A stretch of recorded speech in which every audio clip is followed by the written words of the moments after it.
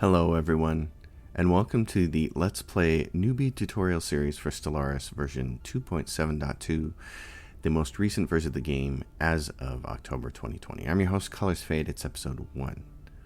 I want to take a moment to be clear about what this series of videos is. It's a Let's Play series done specifically for new players to Stellaris. In this series, I will play the game and I will describe in great detail all of my actions and I will explain why I am doing them. If, however, you are looking for short, direct videos that are tutorials on specific aspects of the game, then I suggest you check out my other videos that I have listed in the description below. I have a tutorial specifically for planetary management, ship design and construction, trade and trade routes, and how to handle war in Stellaris. All of those videos are small, less than an hour, condensed with lots of graphics to walk you through those specific aspects of the game. This is a series of videos that's done as a Let's Play. I've done some of these series of videos before. They've been very popular. New players have really enjoyed them, but the game has changed a lot since my first videos came out. So it's time to update. This is for version 2.7.2, the Wells version. Let's get started.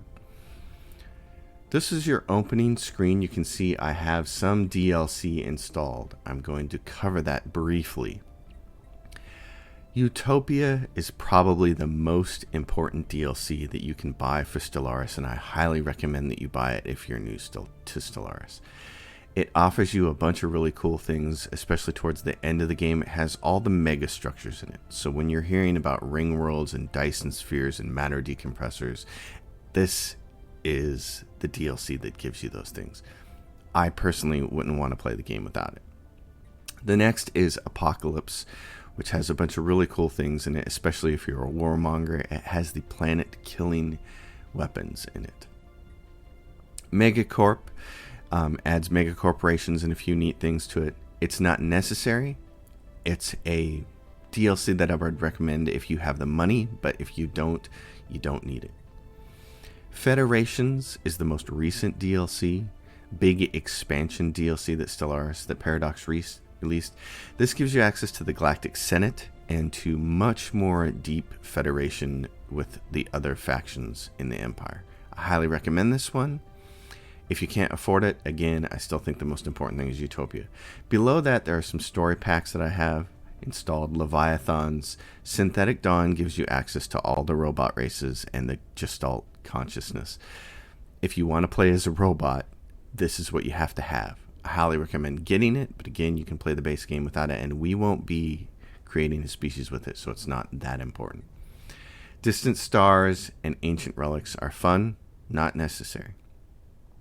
Alright, let's get a new game going. This is what your screen's going to look like. I have created this custom faction, and this faction can be created with the base game with no DLC installed. So I'm going to walk you through this species. I call it the no mod hegemony because I am not using any mods in this game for you new players. That way you don't see something on your screen that I have and you don't. Very simple. The most important thing, appearance, species, you can set up to whatever you want, name lists, choose whatever you want.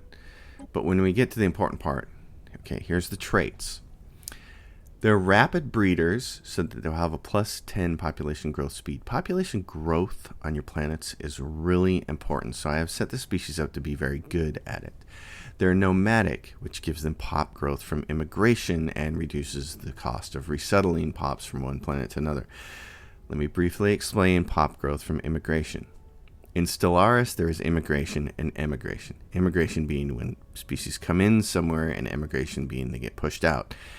In Stellaris, immigration and emigration don't actually cause populations to move from one planet to another, even though technically that's what the term means in real life. In Stellaris, that's not what it means. What it means is immigration and emigration are bonuses to your planetary growth, to your base planetary growth.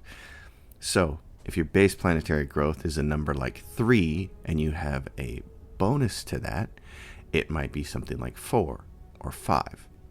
If you have an emigration bonus or negative to it, because immigration is a push, it might reduce your growth down to like 2 or 1. That's all immigration and immigration mean. But again, this is a bonus to growth, and you want the pops on your planet to grow as fast as possible. In order to get nomadic, because you only have 2 trait points, I had to take a negative. I took fleeting, leader lifespan minus 10 years. This can be erased later with technology, which is why I don't feel like so bad in the beginning of the game. I just left it on default wet planet and named it the Nomad Homeworld and the Nomad Star System. Pick a city. Now, origins. These are something new in version 2.7 of the game. You can pick an origin, and there's some very neat ones. In the default base version of the game with no DLC, there are only 3 origins available. Prosperous Unification is one of those, and that's why I've picked it. So that even though I have all these DLC installed, if you do not have those DLC installed and you want to build this faction, you can. Use Prosperous Unification. It gives you an additional 4 pops and an additional 2 districts when you start the game. That's all it does. It's very simple.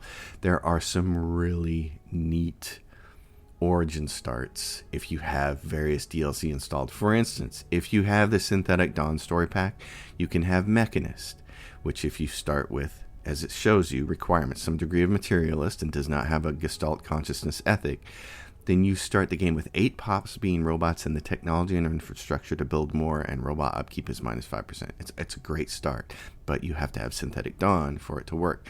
Same thing with a lot of these other origins that are all very cool. But again, I'm assuming most of you probably only have the base game. I have my DLCs installed and activated because if you do have them, I want you to see these things as I go through the tutorial. Alright, on to the next thing. What I've done is I've picked Authoritarian. You get 3 points when you start with Ethics. And what I've done is I've spent 2 points for Fanatic Materialist, if I can talk, which gives us robot upkeep minus 20% and research speed plus 10%. Both of those are very important. And the Fanatic Materialist allows me to have this technocracy civics. Capital buildings replace some administrative jobs with science directors. Researchers also produce 1 unity. You have to have the Fanatic Materialist ethic over here, and you cannot have merchant guilds, exalted priesthood, or aristocratic elite. Again, if I can talk. The second thing I did is pick the Corvée system, which requires you to have a dictatorial type of leadership authority over here. You have to be authoritarian, basically, for this, I think. This effect is pop growth from immigration plus 15%. So remember, we had a trait that gives us pop growth from immigration plus 15%, and now we have this. Our population growth from immigration is going to be plus 30%. That's really going to help our species grow faster. And our resettlement cost is reduced another 25%. So it's going to be very cheap for us to move pops around. This is the start of it. And our edict capacity, because we're dictatorial, gives us an additional edict. We are considered a technocratic dictatorship. This gives you your advisor voice, empire name, the nomad hegemony. Pick any flag that you want. I picked this one. Picked blue. You can pick what you, out of the 6 basic ship types, what you want it to be. And then just your ruler's hair and clothes and things like that. So we're done with that. We're going to hit save. Yes, I've already done it. I'm going to save it anyways. I'm going to go back. So this is what we're going to start the game with. All right. I'm going to reset everything to default. And what you have to do, what I like to do, is turn Iron Man mode on. All right, so let's start a new game. I set everything to default, and then what I like to do for achievements to pop is turn on Iron Man mode. This gives you 1 save. Stellaris, in my opinion, is not one of those games that you need to go back to previously save if things go bad. You just start a new game if they go really bad. One of the fun things to do in Stellaris is have bad things happen, like wars go wrong or stuff like that, but be able to dig yourself out of those holes. So consider playing the game that way. You'll learn a lot doing that. The other thing I like to do is set these to random.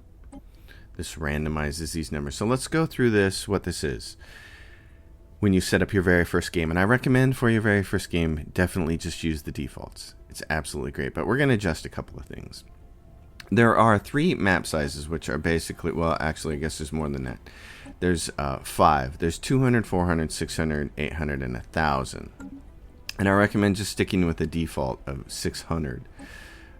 It's a pretty good sized map for your first game.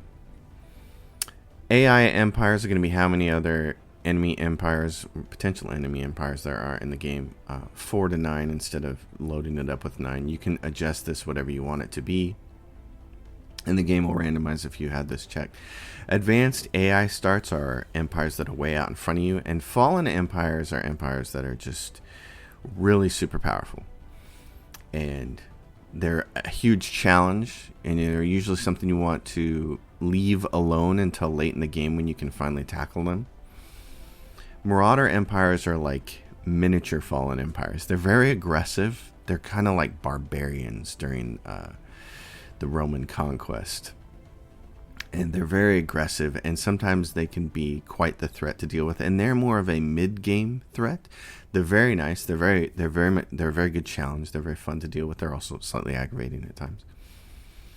And then the rest of this I would just leave the same. Crisis strength is something that happens in the game, but the most important stuff is here. Mid-game start year, end-game start year, and victory year. There are really only 2 ways to achieve victory in Stellaris. At the victory year, whoever has the most powerful score, and your score is determined by your research and your economy and your ships and alliances and all kinds of other things. Whoever has the most powerful score at the victory year wins the game. You can play beyond the victory year if you want to. The other way to do it is to take the slider for victory year and move it all the way to the right, and this will turn off victory year. What you want to do then is play some kind of species that its objective is to conquer the galaxy. If you conquer the whole entire galaxy and wipe out every single other species, no matter what year you get it done in, if it's 2700 or 2800, a victory screen will pop for you and let you know that you've won the game. It's pretty cool. Ensign difficulty is one of the most easiest difficulties in the game. There is actually an easier one called Cadet. I would recommend probably starting on Captain, but if you're really new to the game, Ensign's fine. Every difficulty level beyond Ensign, all the way up to Admiral and Grand Admiral, grants the computer some bonuses to production and research and things of that nature. That's how difficulty is done in 4X games, because writing AI is really hard. This is a moderate bonus, but then there's something else called scaling, and let me describe what this is. I'm going to turn this on. Let's say you decided to give the AI Grand Admiral, which is the most difficult, the highest difficulty level there is, and the most bonuses that the AI can have. If you turn scaling on, what it does is the AI starts the game with no bonuses. And as the years roll by, they start to get a portion of those bonuses until they get toward the end game when they get the full Grand Admiral bonus. This makes it so that at the very beginning they're just not overwhelming you because they've got this huge Grand Admiral bonus. So I recommend, if you're going to try some of the higher difficulties, turn scaling on until you start to become really awesome at the game. Everything else on here I'm going to leave completely default. And we're going to begin the game and play. Stellaris will create a random galaxy for you and get your species loaded up, and you will begin the game. So this is the very first screen that you will see when the game begins. It'll tell you about your species. It'll show you your civics, ethics, give you your origin, prosperous unification, and you can begin. Remember, the game is real time with pause. It's going to start paused. You can speed it up or down when you unpause it with these buttons up here. And also there is the music player, which you can anytime open and choose certain songs to not play if you don't want to. At any point in time you can hit randoms. Here's your outliner on the right hand side. We'll go over this. Up on the top bar are going to be all of your resources. This is going to be something you're going to look at a lot during the game, and this is really important.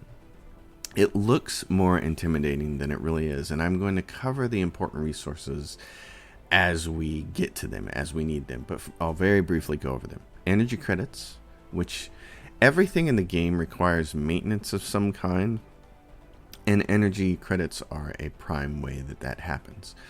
Minerals, which are used to build things. Food, which is used for your people to survive. If you play a robot empire or other kinds of empires, you will not probably need food. Consumer goods, because hey, we all like our entertainment, right? If you are playing, there are certain species that you can play that won't use consumer goods. Alloys, which are used to build ships and structures and star bases and things of that nature. Influence is used to do a whole ton of things, and we'll go over those as we come to them. But let me say right away, this is one of the most important resources you have. It caps out at 1,000, so when you start to get 1,000, you want to try to use it. You want to use this judiciously. If you just try to do a bunch of stuff in the game willy-nilly, you're going to run out of this real fast, and it is very slow to build. As you can see, we only gain 3.5 a month, and things like research agreements and trade agreements with other empires are going to eat into your ability to build this quickly, so you want to be careful with this. Unity is used for traditions, which is one of the things I want to show you over here, traditions. As the game goes on, you're going to build Unity. And when your Unity bar fills up, you're going to be able to pick a tradition. From each tree here has 5 branches or 5 slots: supremacy, expansion, domination, prosperity, etc. As you finish out one of these trees, as you get all 5 slots, for instance, in domination, it's going to unlock an Ascension Perk. You have 8 Ascension Perks, and these give you some really incredibly powerful abilities. For instance, the Colossus Project will give you access to a ship that gives you planet killer type weapons. There are also 3 paths for your species to go down as far as how they improve. You can go through the evolutionary path, where you'll get gene modification points, and you can add new traits to your species and take away negative ones.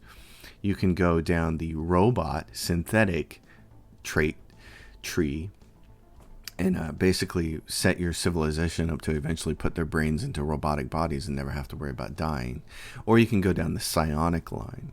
So that's something to consider as well. And then there are just some other really, really great, powerful things in here that can do all kinds of stuff. Master Builders and Galactic Wonders. These research options gain Ring World, Matter Decompressor, Dyson Sphere. If you have Utopia installed, you get access to this. So, and the order in which you choose your traditions kind of matters. There are some that are more beneficial to get early than others, and we'll discuss that as we get those. Also on here is a Relic tab. If you have a Relics story pack installed, the DLC, you can get relics over time, and some of them can do some really cool things. So we'll discuss all that as we go along. Up here is also next to that your research. This shows you how much research you're doing. This number will get very big over time. This shows you what I like to call secondary resources or specialized resources. They're kind of like minerals and alloys and food, except they're a little more rare and they're a little harder to come by. And you will find that advanced versions of your buildings need these resources and some other things. So we'll get to them again when we cover Empire Sprawl. This is a very important concept. Again, we'll get to it as we go along here, but I want to touch on it early. You can see there it says the value is 34 out of your cap is 52. From 12 from districts, 1 from system, 1 from colony, 32 from populations. As your empire grows, as you get more planets and more pops and build more districts, your empire sprawl is going to go up. When you go over your cap number, which currently it's 52, what happens is you start to take penalties to things. Research slows down because it takes more research to gain new techs. You'll take a bunch of penalties to things. So, in general, when it comes to Empire Sprawl, keep it simple. Try to stay below this number. There's a way to take your cap and push it up. It's a soft cap. You can go over it, but you will take penalties. And I'll show you how to deal with Empire Sprawl. Administration buildings are the best way. There also are some techs and traditions that can help with this. And there are traits that you can start your species with if you want to that'll give you bonuses to this. But we'll deal with this as we go along. Envoys are part of what you get with the Federation's DLC. If you don't have the Federation's DLC installed, you won't see this. Envoys allow you to communicate with other Federations in a positive or negative way. You can always communicate with most other species after you meet them, but being able to influence whether you want your relationship with them to grow in a good way or grow in a bad way usually requires the use of Envoys once you have the Federation DLC installed. This gives you your total empire populations. This gives you Starbase Capacity. Starbase Capacity is a function of how many systems you own. And if we scroll back from the map here and look, you can see we only start out on the one system. As you grab these other systems with outposts and colonize the planets, this number will go up. Basically, for every 10 systems, I think, that you occupy, you get another one of these. And so then you can build a starbase. We'll go over outposts and starbase as we go. And the naval capacity is the last thing on this line up here. There really needs to be another one over here for megastructures. But naval capacity lets you know how many ships you can have. Again, this is a soft cap. Stellaris does a lot of things as a soft cap.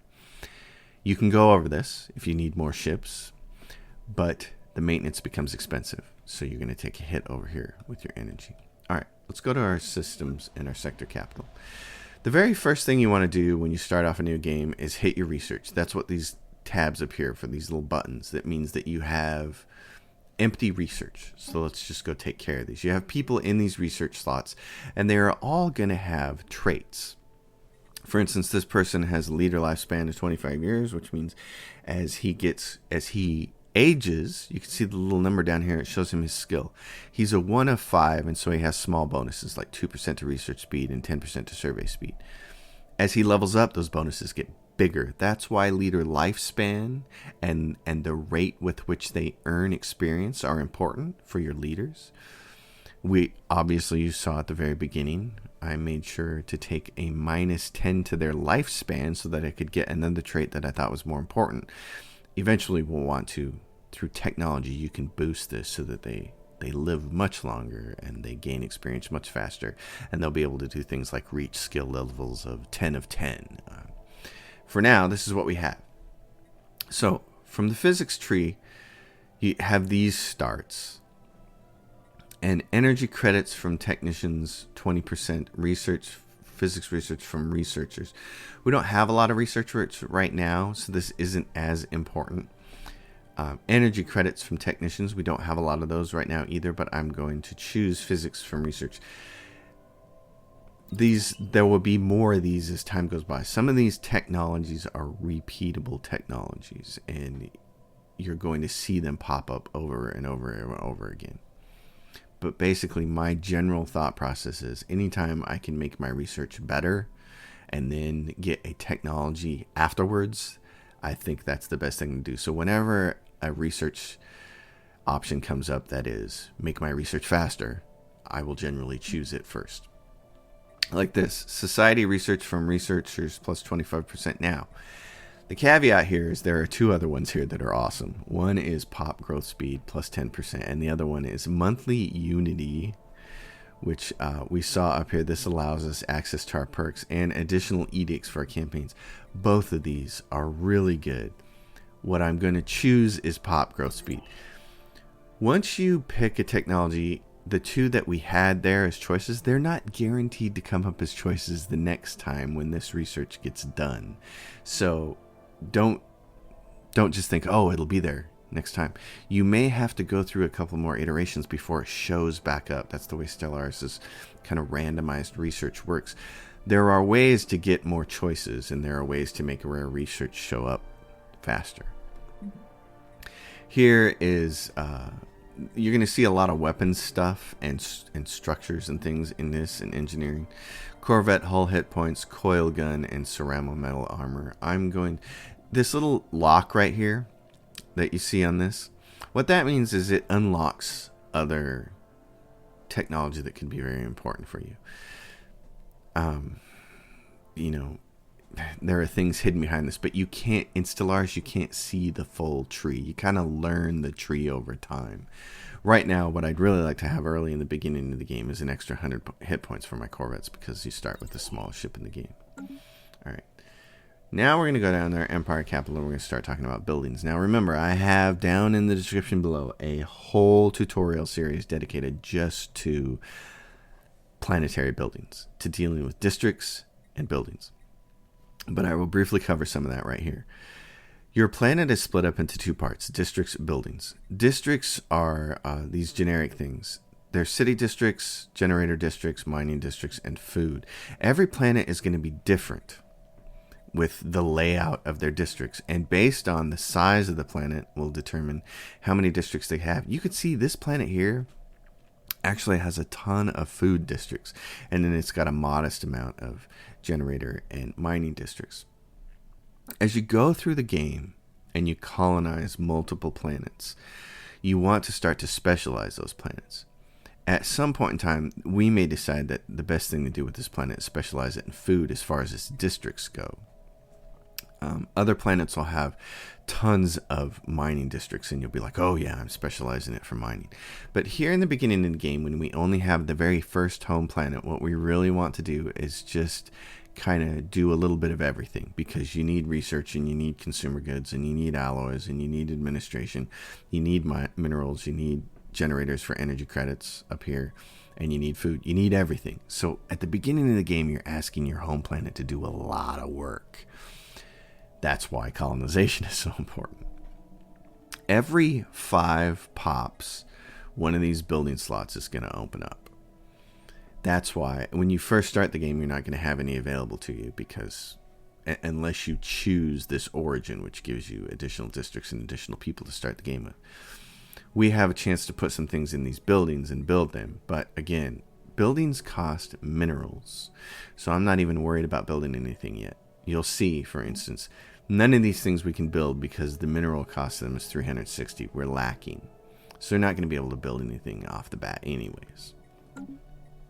And same thing with districts. To build a district costs 270.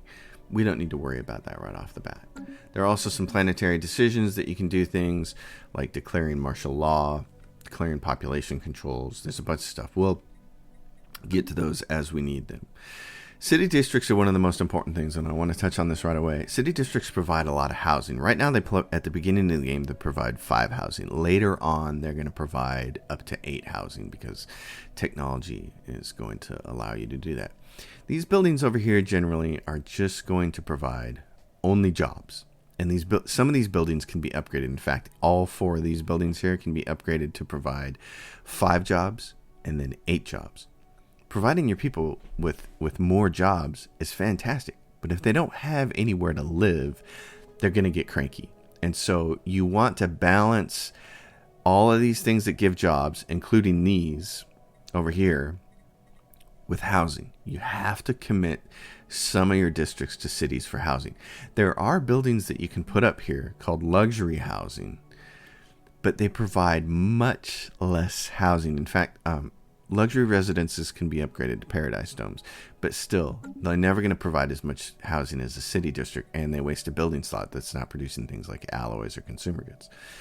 Or consumer goods. So you want to dedicate some amount of city districts to housing so people have a place to live. Right now, we start out the game, everything's kind of balanced, it's good.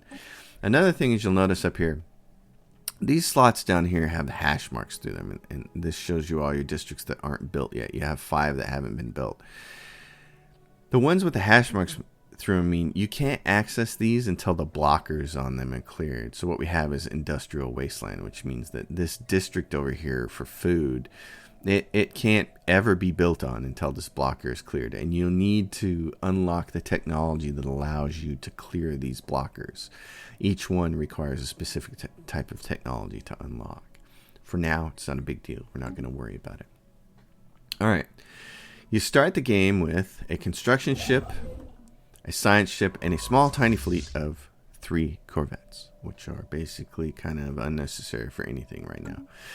What you want to do is, the first thing is send your science ship off to start researching, to start exploring the galaxy. So we're going to send them over here, and we're going to say survey system. Now, if you hold the shift key down, you can issue multiple commands like that, and it's going to go to these systems and it's going to survey them. Same thing here. The very first thing you want to do is start building with these. It requires 150. I'm going to unpause it now, and you're going to see it run. It requires 150 minerals to build the mining station, and it requires 100 to build the research station. We can see right here we have 13 minerals in the no-mod system, it says, and 13 energy credits. If we go in here, you can see where these are. If you look around, you can see that there's some research over here. There's some minerals over here. We're already, because of our homeworld, collecting the energy here in these places. But these are uncollected numbers because they're white. And the green ones won't show up, I don't think, unless you... Yeah, if you toggle them. So you can see them right here. This button, Details Map Mode. By default, things that are being collected are turned off. So this shows you what you're not collecting. And in order to collect those things, we need to build mining stations and research stations. Discovery of alien life. Different events will pop up. For instance, our research team has gone out here and been like, oh, wow, we discovered alien life. And you can read these in their flavor text. What this means right here is in this system, Society Research gained, because they discovered alien life on another planet, that we have gained 150 Society Research right here for this. So we click that, and it shortened that duration because we gained all that research. Alright. So from a high level, I'm going to pause this and I'm going to say, I want you to build a research station. You right click on this. I'm going to have it build the mining stations now. We've earned more minerals. We can build the mining stations now. And that's going to cause these numbers to bump up a little bit. You can see we're earning 34 a month and 27 a month. After he gets done building these mining stations, these numbers will go up. Okay, contact reports. Simple forms of life. The nomad hegemony is abuzz with news of alien organisms discovered some time ago. That's usually the first thing that happens. So what's cool is they're over here surveying the system. We can see right away there's going to be a habitable planet. Remember when we created our species, there were like 9 different kinds of habitats. There are basically 3 within what we'd call the temperate climate. There are continental worlds, ocean worlds, tropical worlds. There are also 3 that are more like deserts and 3 that are more cold worlds. Once you pick a biome, the other 2 in it that are close to you, for instance, we're continental, so we can colonize oceans worlds and we can colonize tropical worlds with only a slight penalty to habitability. This happens to be an exact continental world match for us. This is going to be a planet that we're going to want to colonize immediately, as soon as possible. As soon as this person surveys this whole system, we'll be able to do that. We'll have to go build an outpost there first with our constructor vessel, and then we can colonize that planet. We'll also need enough alloys to do it. So you can see we're earning 12 alloys a month as the time rolls by here. System survey concluded. Yeah. So he's finished surveying that, which is great. And we still are going to have to wait because we have to wait for him. You can see down here he's building the Salam mining station at 70%. We have to wait for him to finish that. We can pull back on our map though and take a look here at what's going on. So you can see how big the galaxy is. It's really nice and big. Construction project concluded. So he'll let us know when a construction project like that is concluded. Now what I'm going to do is tell him to build a research station to get that last thing that we're not collecting collected. And then I'm going to hit the shift key and I'm going to tell him build a Starbase outpost out here. An outpost, which is different than a Starbase. Outposts just basically lay claim to your system. They're the most primitive thing that you can build. It's just a tiny little space station out there in space that says I own this system. You can notice that it says it's going to require, move this off to the side, deal with this anomaly, that in doing that it's going to require 75 influence as well as 90 alloys. So this is what I was talking about at the very beginning. Influence is hugely important. And it's required to do a lot of things. And one of the things it's required to do is to help you expand your empire. So if you want to expand quickly, having ways of either increasing your influence fast or reducing the cost to claim systems is another way to do it. There are all kinds of different ways to build your faction when you're first creating custom one. try things out would be my recommendation. Anyway, I'm going to tell him to do that. I hit the shift key. So he's going to finish doing this research station over here that he's building. That's at 57%. And when he's done, he'll automatically run over here. Now, my science vessel, when it moved over to this system over here, found an anomaly. The Vultum Star Assembly. We have recovered artifacts from the ancient civilization on Waltum, and they must have been activated in this region of subspace approximately 12 million years ago. We gain a minor artifact. These minor artifacts you can see, well, actually, I think you see them in the traditions screen. So Situation log updated. Yeah, I'm going to hit that. Technology, not in technology, in traditions and relics.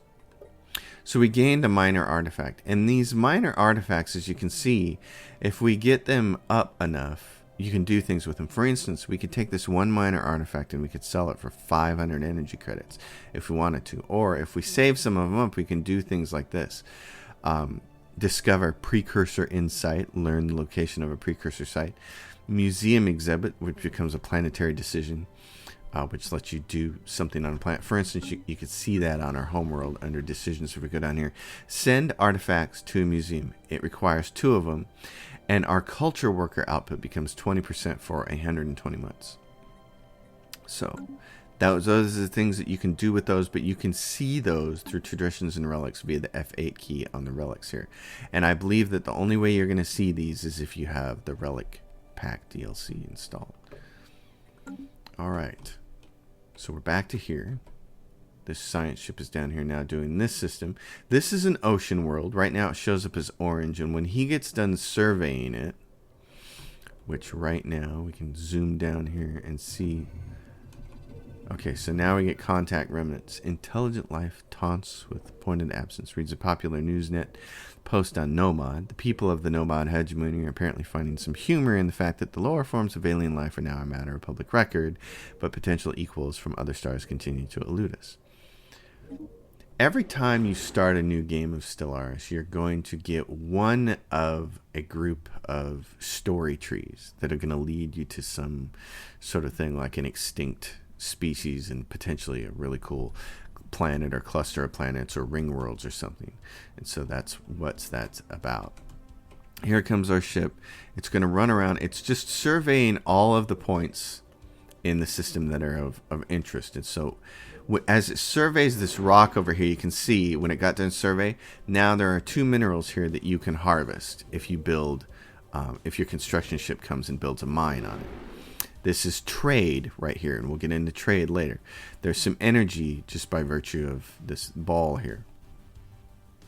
So it's going to go over here, and once it surveys this planet, then it's going to change from, see, planet has not been surveyed, and that's why it's orange.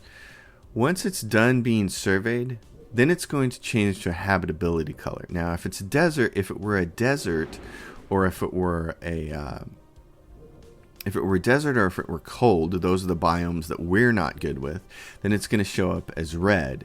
But since it's a biome that's similar to ours, it should show up as yellow, and it does. So now we have a 60% habitability on it, which means things are a little bit more expensive for us on that planet. But it's something that we can totally habitate. We can go over there and colonize that. Now, I'm going to have him build mining stations here. He got done building the outpost, and you can see our zone of control stretched over here to this node, to this system, because we took it over. Now, we can build a colony ship, and we can come colonize this planet. And also, we can take a look at this planet and see what it looks like. Now, look at its districts. It has a ton of mining districts, very few generator districts, and very little food, and a bunch of city districts. This is a good planet to focus on mining and use the excess for housing, and focus this world on, and then focus this world's buildings on something. Typically, things, there are a bunch of different things to focus on. There are a bunch of different things you need. Research worlds, alloys and consumer goods can go on the same planets, and I'll explain this later. But these research buildings, as I was saying earlier, can be upgraded from 2 to 5 to 8. Same thing with alloy factories. You see, this provides 2 jobs. It can be upgraded later to 5 jobs and then 8 jobs. There's also another building, it's one per planet, that adds a plus 15% bonus to all your research buildings on the planet. There's another building called the Ministry of Production that adds plus 15% to all your alloy foundries and all your civilian industries. So what I like to do is put research on a planet and give it the research bonus building, or put alloys and civilian industries on a planet and give it the Ministry of Production. That's why another reason I like to specialize. Otherwise, you just spread yourself thin and you don't get the good bonuses. You need to maximize your bonuses. That's a big part of playing Stellaris. So there's two different ways you can colonize this planet. One, you can go over here to your shipyard, which has one shipyard and one trade hub, and we'll get into trade. And we could go over here and we could say, create a colony ship, and then we could send it anywhere we wanted. Right now we only have the one planet, so the easier way to do it is just hit the colonize button on it after we select it. As you become friendly with other civilizations and get immigration agreements with them and things like that, all of them are going to show up here. And in general, what you want to do is pick the species that has the best habitability rating and say, yes, go colonize this planet. Right now, it's just us, the nomads. We're the only ones. So we tell them yes. And here's another thing. This is Uthan 1. And you could see there was another planet in there, Uthan 2, that you couldn't colonize because it wasn't colonizable. The game will do this to you. I either like to make it match the planet that it really is. So it's Uthan 1. I like to name the colony Uthan 1. Or if it's the only planet in the system, which this one is, I might just call it Uthan. And that's totally fine. But by default, it'll call them things like Uthan Prime. And the problem is you get into some systems where there's 3 or 4 colonizable planets, and it'll want to call all of them Uthan Primes. I don't know why Stellaris, I don't know why Paradox still in version 2.7.2 hasn't coded it to just match the actual planet name by default. I don't know why they do that. But so what that's going to do is, by clicking on that and colonize and selecting those people, you can see we can go over here. It's starting to build a colony ship automatically. The nearest shipyard will start building a colony ship to send that one out. So that saves us a step, which is nice. Now, what I want to do, in addition, we have 117 alloys. I would like to start building another science ship right off the bat. And in fact, before I get that colony ship out, I want to get this science ship out, because it's going to take only 60 days for us to get the colony ship out, the science ship out, excuse me, and it's going to take a year to get the colony ship out. I want a second science ship. In fact, generally speaking, at the very beginning of the game, I like to run about 3 science ships and send them off. And because usually your home system is going to have 3 exit points. In this case, we've got like 4 really, but really you can see it peters off into three branches. There's a branch over here, there's a branch over here, and there's a branch over here. So that's almost always the case, and that's why I like to get 3 science ships up pretty much as fast as possible and let them start doing it. Now, we've earned enough unity to be able to choose our first tradition. The bar is full. There are good choices to make in a lot of different directions. Expansion is really good. For instance, remember how I was talking about earlier, it was 75 influence for us to grab this system. Well, if you go expansion, you can reduce that cost by 10%. In addition, new colonies start with 1 additional pop. That's a nice thing to have. Empire Sprawl from systems and colonies is reduced by 25%. So this thing up here that we talked about earlier on, Empire Sprawl, how do you mitigate that? Well, this is one way in expansion. Galactic Ambition, Starbase upkeep is reduced by 20%, so it's going to cost less energy credits to upkeep all your starbases, and your pop growth speed is increased by 10%. Expansion is a great starter.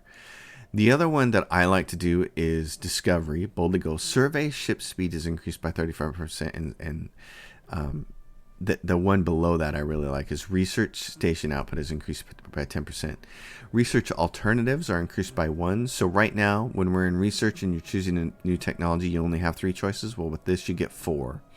And your scientist level cap goes up by 2. Leader experience gain increased by 25%, and the leader level cap goes up by 1. And down here, Pops working research have their upkeep reduced by 20%. So if you go through all of these, they all offer some pretty cool things. If you feel like war is going to be a problem early, supremacy is a good one. It reduces shipbuild cost, increases shipbuild speed. There's a bunch of things. I personally think expansion and discovery are pretty much the first two good choices you can make. Normally, I go discovery. But in this game, because I focused on population growth and I want to expand fast, I'm actually going to choose expansion. So your first tradition point gets spent on just choosing the tree. You don't actually even get to choose one of these things yet. So we're going to adopt this. The next time the bar fills up, we'll be able to choose one of these. Alright, so that's done. And our empire chugs along. And we'll wait for this science ship to show up. 39 days.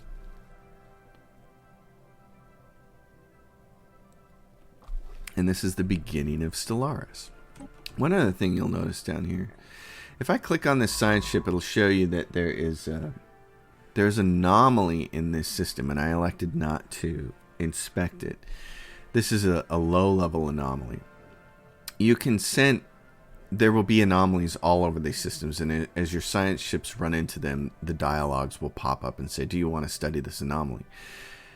If the research isn't going to take a long time, generally I'll say yes, research the anomaly. You can get some neat bonuses with it, and things can show up in your situation log. And some of them can lead to some pretty cool tech or things like that. In that case, I skipped over that bit because I was busy explaining things to you, the watcher. But later on, I'll send a ship to deal with that anomaly. You can always check via F2 key. F2 key will bring up your situation log. There are going to be a lot of things that are going to happen to this log over time. A lot of things are going to show up in here, and you can prioritize what you want to focus on. You can always see your victory score, so you can see all of as you run into the other civilizations, they'll show up here, but you can see all the different things that affect it. Number of pops, subject empires, whether you're in a federation, crisis ships you've killed, relics you've collected, number of systems you own, economic strength. We're playing for the score win at the year 2500. But you can also always take a look at any anomalies that your civilization knows about. And you can say go to them, and it'll take you to them, and then you can come out and say, oh, it's in that system. Okay, and then you can send a scientist there if you want to.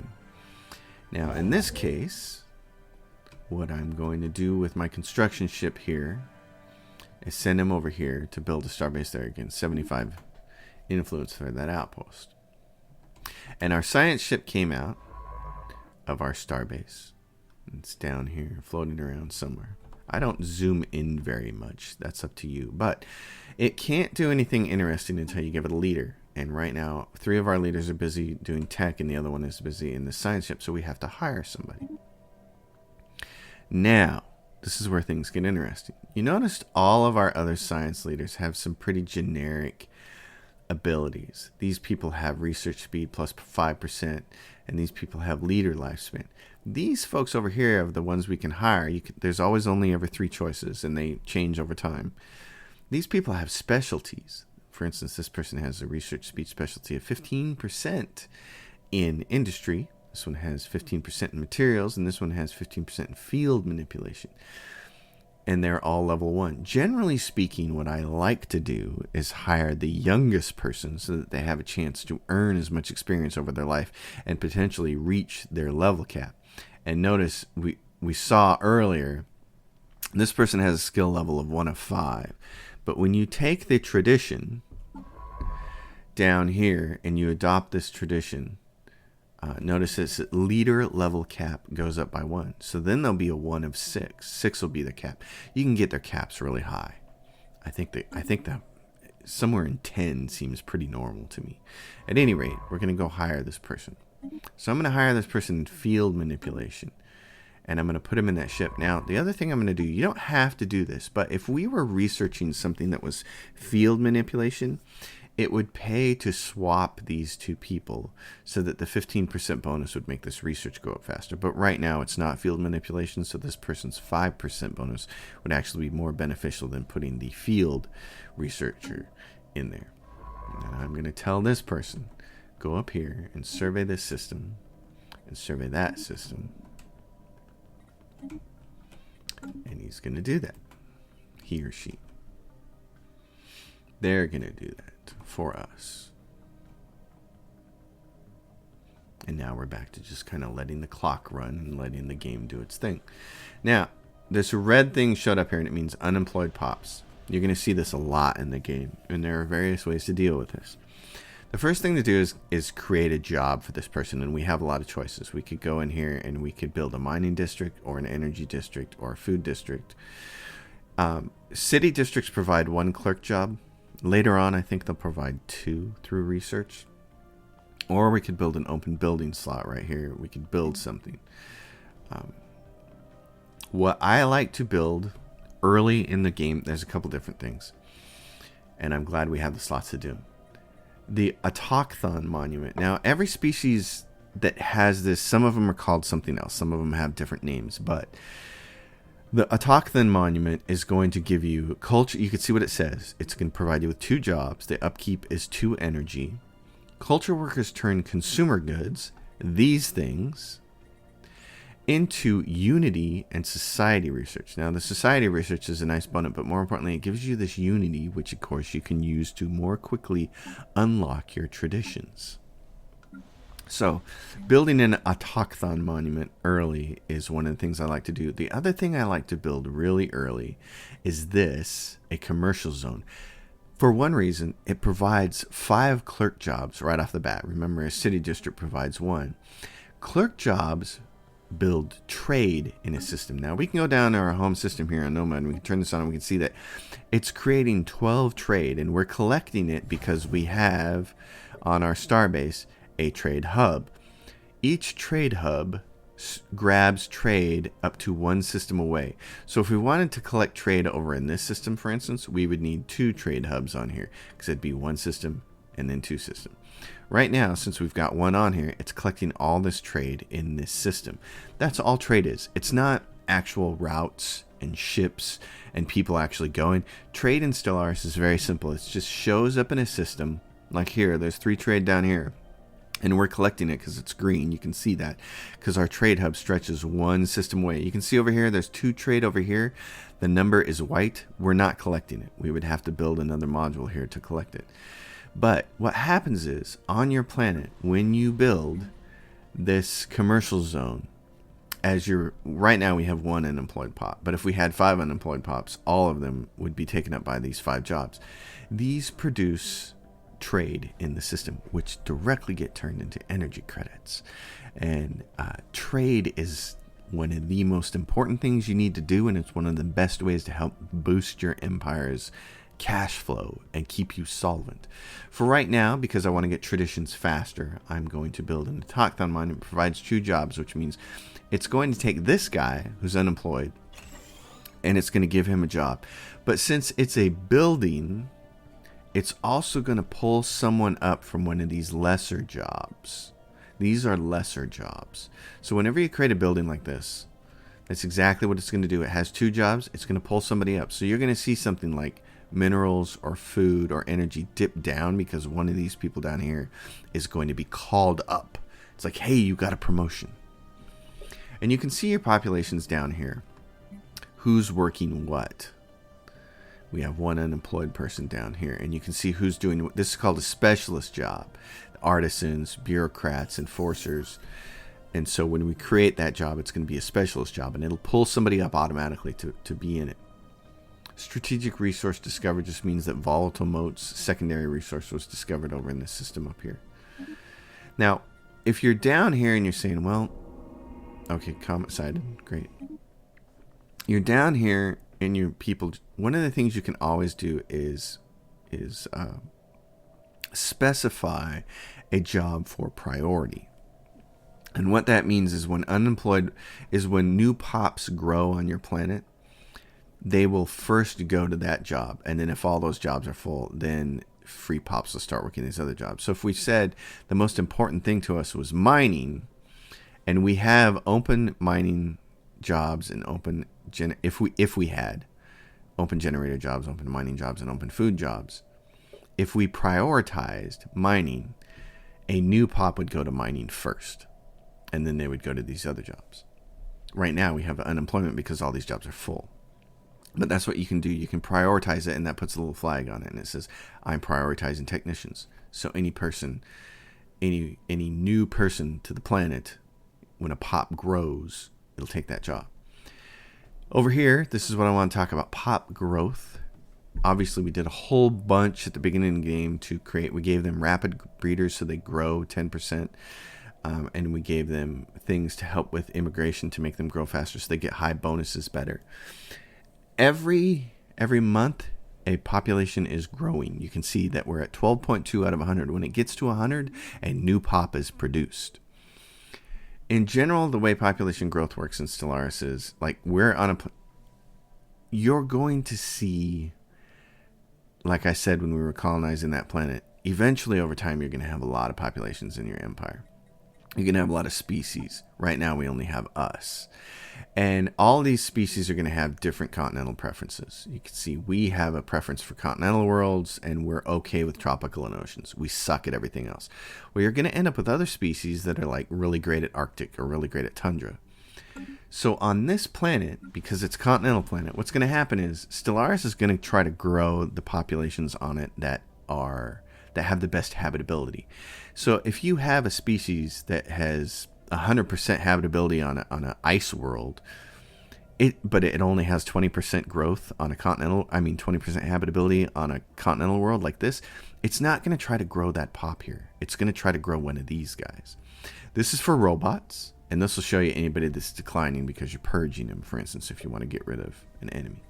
At any rate, let's continue on. In fact, this is probably a really good space to stop because I don't like these Let's Plays to be longer than an hour.